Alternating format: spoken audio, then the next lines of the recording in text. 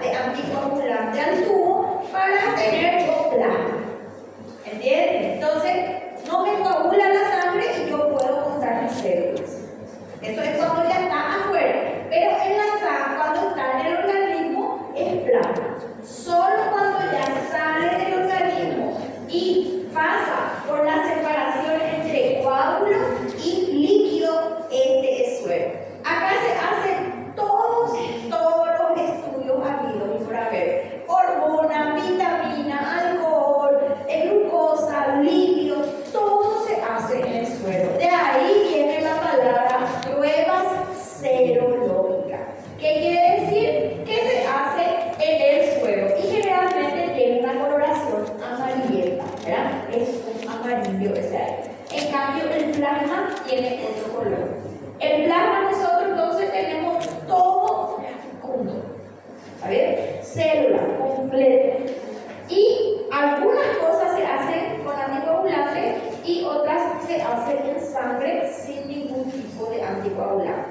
Entonces de ahí viene, ¿verdad? Que las enzimas séricas, las enzimas entonces son séricas. ¿Por qué? Porque encontramos en la parte líquida de la sangre. ¿Está bien? Bueno, ya sabemos entonces la diferencia entre suero y plasma.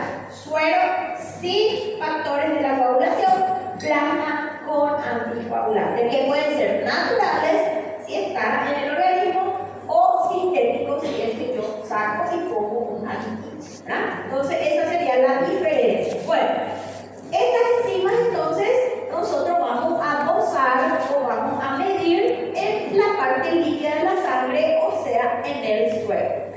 Tenemos también que las enzimas tienen acciones que se van complementando. ¿Qué quiere decir?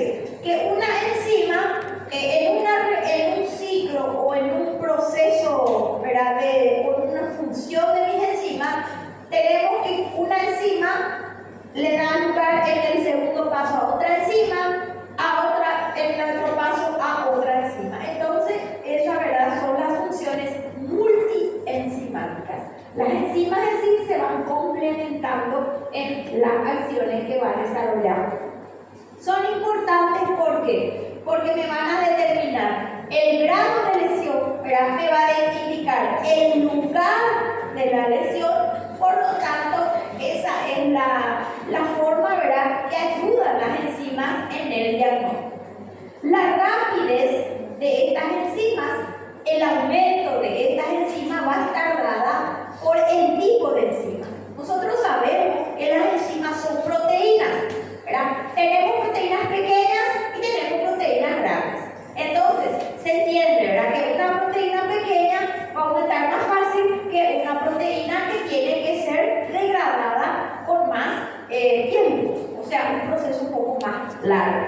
Entonces, ahí otra vez está la importancia de las enzimas, porque yo voy a tener enzimas de aumento rápido y enzimas que van a aumentar 24 horas después, 48 horas después, 72 horas después. Entonces tengo enzimas de importancia del diagnóstico y enzimas ya para cuando es mi tratamiento. Entonces, ahí otra vez vamos a elegir entre las enzimas, ¿verdad?, cuál es la que aparece primero y cuál es la que aparece después.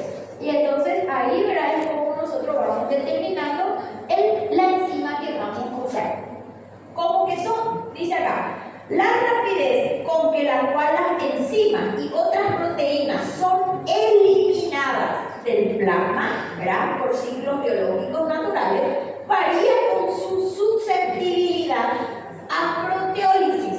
¿Y qué es proteólisis? Es cuando una proteína se degrada, o sea, lisis de esos aminoácidos. ¿Se acuerdan? Esos diferentes aminoácidos se tienen que ir separando. ¿Para qué? Para poder ser utilizados. Y dice permeabilidad a través de los glomérulos renales. ¿Se acuerdan que las proteínas se degradaban y se eliminaban a través de la orina? ¿Y cuáles son los productos de degradación de eso? A ver, mi perfil renal: urea, creatinina, ácido úrico y mis proteínas de la sangre. ¿Cuál es mi producto de degradación de ahí? La bilirrubina. Esas son las 4 de proteicas que se tiene en el organismo. ¿Está bien? Cada uno de esos nos indica, ¿se acuerdan? Un parámetro, ¿verdad? En particular. Bueno, entonces ya sabemos, estas enzimas se eliminan a través de la orina por medio de la filtración o función glomerular. ¿Qué quiere decir entonces? Si hay un problema renal, no se elimina nada, ¿verdad? De ahí que se hace la diálisis, porque la diálisis, ya que el organismo no puede producir urea, no puede producir creatinina, entonces la diálisis tiene que hacer eso ahí, ¿verdad? Eliminar todos estos productos tóxicos de la sangre. También tenemos, dice, que es útil porque es específico para un tejido o órgano en estudio. Entonces, de ahí que nosotros, ¿verdad? Vamos a aprendernos de memoria esto acá, ¿está? Memoria. ¿Por qué? Porque cada uno de estos acá vamos a usar para evaluar, ¿verdad? Los diferentes sistemas. Y es esto prácticamente, ¿verdad? Todo lo que se evalúa en las primeras situaciones. Bueno, las enzimas, dice, pueden ser indicadores de una lesión celular y tisular. Necrosis, cuando ya es una célula muerta, ¿verdad? Aumento del catabolismo celular, cuando hay reparación tisular, cuando hay cáncer, por ejemplo. Aumento de la concentración intracelular, cuando es inducción por fármacos. Y obstrucción en la salida exócrina. Y ahí tenemos la alfa-amilasa, ¿verdad? Que es la que ayuda cuando tomamos el proceso inflamatorio que se nos da, ¿verdad? Esa alfa-amilasa. Bueno, la importancia del estudio enzimático entonces está en que nos va a dar magnitud del daño celular y localización del daño celular. Son todas preguntas de examen, ¿verdad? Porque son puntos muy importantes. ¿Para qué? Para la parte de interpretación diagnóstica. Y es lo que ustedes van a hacer, ¿verdad? Diagnóstico. Principales enzimas. Tenemos acá las mismas que están acá, que yo les coloqué a ustedes como perfiles para que sea más fácil, ¿verdad? Para que ubiquen el tipo de enzima. Entonces está acá, solo que acá está en forma separada, ¿tá? Bueno, yo les voy a mandar, como les dije, un material que tiene el resumen de cada uno de esos ahí de forma más directa. Entonces tenemos las aminotransferasas, tenemos la GOT, que yo les puse que, ¿cuál es el principal uso de diagnóstico? ¿Verdad? Vamos a tener, ¿cómo nosotros sabemos a qué órgano o a qué tipo de célula correspondería el aumento? Por los sitios de síntesis. Entonces, si yo tengo que mi GOT, mi aspartato aminotransferasa, es hepático, pero también tengo un porcentaje que se sintetiza en el músculo cardíaco. Entonces me sirve para ambas situaciones, ¿verdad? O hepático o cardíaco. Después tengo la alanina aminotransferasa, que es la GPT, que es exclusivamente hepática. O sea, hepático y hepático, nada más, ¿verdad? Cuando hay una lesión hepática, lo primero que aumenta es la GPT. Luego tengo la amilasa, que ya vimos, pancreatitis. Después tengo la ceruloplasmina, ya es una degeneración hepatolenticular. Estas ya son enfermedades, ¿verdad?, que causan distrofia muscular. Ellas son especialidades que no se hace al comienzo de la profesión, ¿verdad? Eso ya se deriva a un especialista. Entonces, esto ustedes casi no lo van a pedir a no ser de que ya sean especialistas, ¿verdad? Después tenemos creatina sinasa. Ese sí, ese es el pan de cada día, ¿verdad? En las urgencias, el infarto. Bueno, tenemos entonces la creatina sinasa. Tenemos que, acá, ¿verdad? Creatina quinasa total. La totalidad, ¿verdad?, se sintetiza en todos los tipos de músculo. Entonces, es lo que hay completo. Vamos a suponer que yo tenga una lesión muscular de la pierna. Va a aumentar mi creatina quinasa total. ¿Cómo yo sé cuándo estoy mejorando? Porque eso tiene que disminuir, ¿verdad? Entonces, es muy utilizado en atletas, ¿verdad?, en jugadores antes de entrar a la cancha, luego de salir. Por eso se decide, ¿verdad?, si ellos están aptos para jugar, por ejemplo, luego de una lesión. Entonces, esos valores son importantes. Bueno, después tenemos la creatina sinasa, trastornos musculares e infarto del miocardio. Pero, ¿qué isoenzima es la del músculo del miocardio? Es la MB, porque hay tres tipos, ¿verdad? Está la MM, que es muscular, la MB y tenemos la C, que es la que fija el calcio. Son tres tipos de troponina, pero en realidad la que más usamos es la MB. Las otras dos casi no se hace no se usa. Después tenemos la gamma glutamil transferasa, o sea, gamma GT. ¿Se dan cuenta por qué se usan las abreviaturas? Porque son muy largos los nombres. Entonces, con eso que sabemos ya es suficiente. Tenemos entonces diversas enfermedades hepáticas, principalmente obstrucción de las vías biliares, que está en mi otro material que les voy a dar. Después tenemos isoenzima 5 de la lactato deshidrogenasa. Esta es la enzima LDH. La enzima LDH es una enzima que se tiene para digamos, después de un tratamiento o es de reacción lenta, larga. Quiere decir que empieza a aumentar luego de 10 horas, luego de 12, 24 horas de una lesión. Entonces, lo que se hace, ¿para qué sirve para verificar más ya, ¿verdad?, el daño quístico en el organismo? Entonces, no es de uso rápido, les voy a decir, pero sí, ¿verdad?, ayuda durante pacientes internados, pacientes que están con enfermedades de base, ¿verdad? Entonces, esta es la lactato deshidrogenasa. Cataliza la conversión de lactato a piruvato, ¿verdad? La lactato deshidrogenasa. Entonces, una enzima de aparición tardía, por eso que no es una enzima, ¿verdad?, así que se usa en el diagnóstico en el momento, se lo usa después. Después tenemos la lipasa, que viene, ¿verdad?, necesaria para la degradación de líquidos. Después tenemos la fosfatasa ácida, ¿verdad? Sí es importante. La fosfatasa ácida no es lo mismo que la fosfatasa alcalina. La fosfatasa ácida es la enzima que me indica cuando hay un cáncer de próstata. ¿Es un marcador? Marcador. Sí, pero viste que es un marcador que lo hacemos de forma rápida, no es caro, es de fácil procesamiento. Bueno, entonces después, ahora, estas son las enzimas de nuestro perfil hepático, ¿verdad? Pero también en el perfil hepático tenemos el producto de degradación de ¿quién? De la hemoglobina, ¿verdad?, que se encuentra en los glóbulos rojos. Y esta acá tenemos bilirrubina, ¿verdad?, total, y la total otra vez se divide en directa y en indirecta.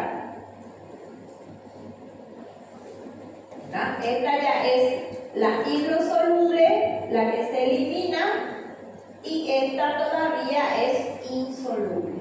Necesita degradación hepática. Entonces, acá este es mi perfil hepático. ¿Qué es? No es una enzima, no es una proteína, es un producto, ¿verdad?, de degradación.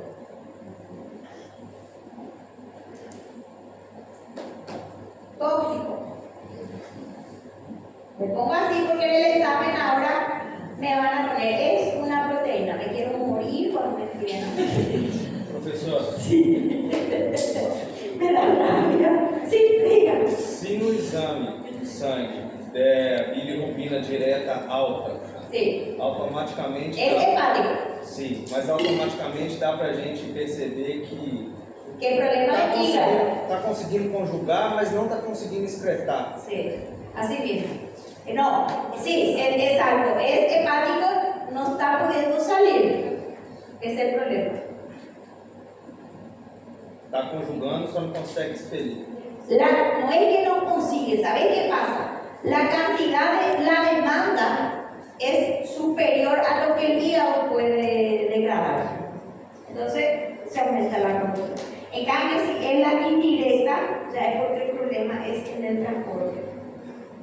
Ahí se hace una interpretación.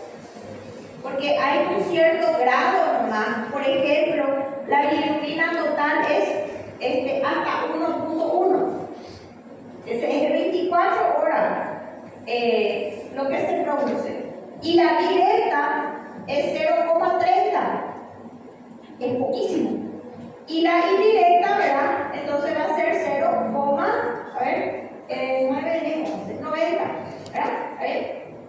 Este es el que es insoluble y este es el que se va a degradar, o sea, se va a eliminar. Este nomás. Entonces, cuando hay una hemólisis o cuando el hígado produce mucho, pero ¿qué es lo que más tenemos? Es la indirecta, no está pudiendo salir. Entonces, esa es la explicación, ¿verdad? Bueno, después tenemos, acá en nuestro perfil cardíaco, aparte de estas enzimas, tenemos nuestra proteína cardioespecífica, que es la troponina y el tipo I, ¿verdad? Que también es un tipo. Entonces, esta sí es cardioespecífica. ¿Qué quiere decir? Que si yo tengo este alto y este alto, entonces ya tengo un infarto.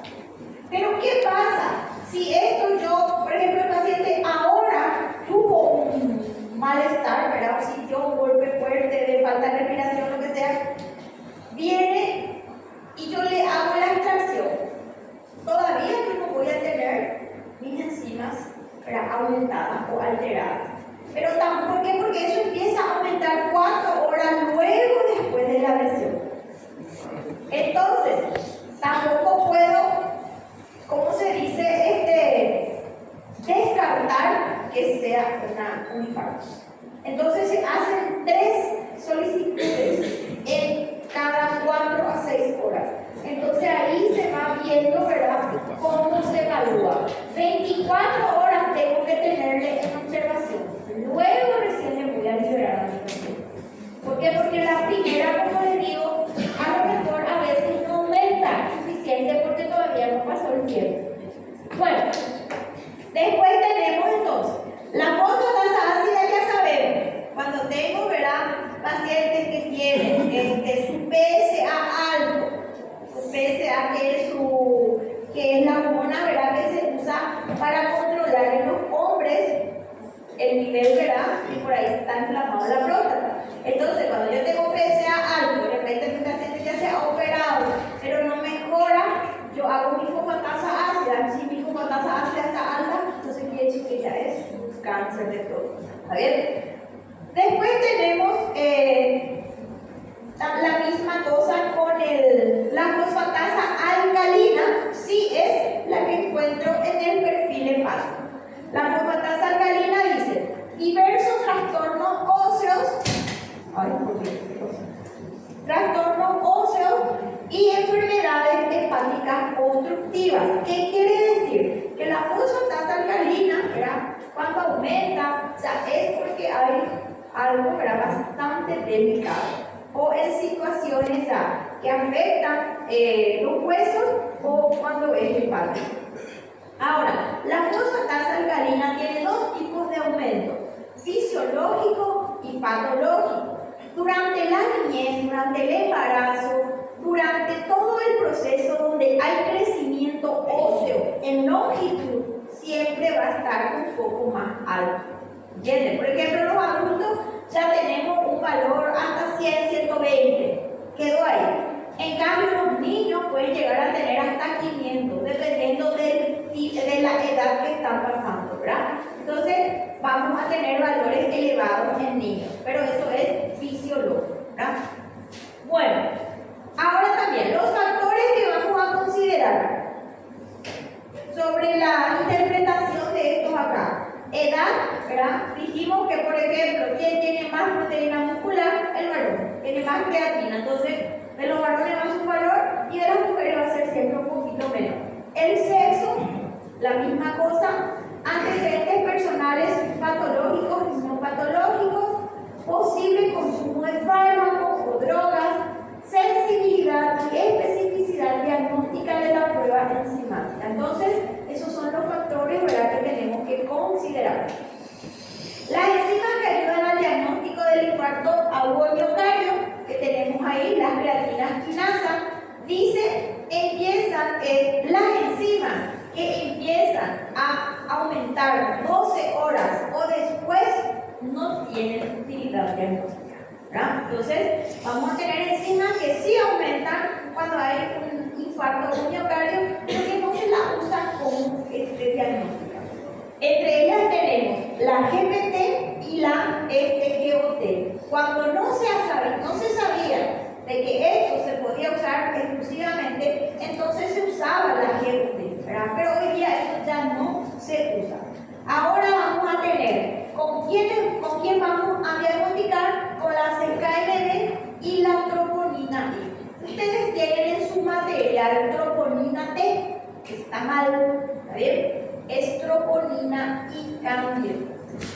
Pueden cambiar porque yo verifiqué ese material, porque estos son materiales que estamos dando en todas las secciones. Entonces, la encargada de cátedra probablemente se equivocó y yo me di cuenta ya después de recibirlo, no miré. Bueno, entonces tenemos la CK total y la CKMB. Y la troponina I, ¿verdad? Tanto dice por el tiempo de aparición como por la especificidad hística, que quiere decir que es específica de ese tejido o de esa célula. ¿Ven?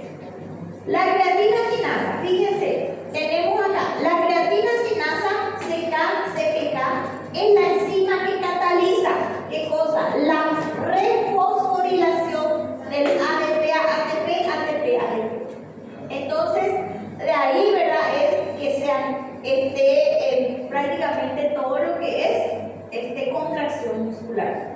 Y esta creatina quinasa, vamos a tener 3 isoenzimas, que son la creatina quinasa MM, exclusiva del músculo estriado, CKMB, cerebro, y CKMB del corazón. De ahí entonces nos quedamos con la CKMB para nuestro diagnóstico de infarto. Entonces, aumenta la CK total y tengo aumentada la CKMB. De ahí entonces verá que quitamos que esas son las cardio específicas. La CKMB tiene una ventaja diagnóstica útil. Fíjense, a las 2 horas empieza a liberarse de la célula. ¿Qué quiere decir? Detectable es recién de 4 a 6 horas en adelante. Entonces, voy a tener el pico máximo, ¿verdad? Voy a tenerlo entre 12 y 24 horas. Luego, esto, si no hay una lesión muscular cardíaca, tiene que volver a la normalidad. Pero, ¿qué pasa si el paciente infarta o tiene reinfarto? Entonces, esto va a continuar aumentando por más tiempo. ¿Ven? Entonces, de ahí que, ¿verdad?, esta CKMB utilizamos para el diagnóstico. Pero como les digo, si es que nosotros encontramos que está levemente alterado, no podemos descartar, tenemos que repetir por lo menos 3 veces en 24 horas. ¿Está bien? Bueno, luego tenemos las troponinas. Las troponinas ya es un complejo de 3 proteínas comprendidas en la contracción muscular, en los músculos estriados y cardíacos, no así en el músculo liso. Entonces tenemos nuestro músculo, ¿verdad?, el complejo troponina, la troponina T, la troponina C y la troponina I. El sitio de mayor síntesis de la troponina I es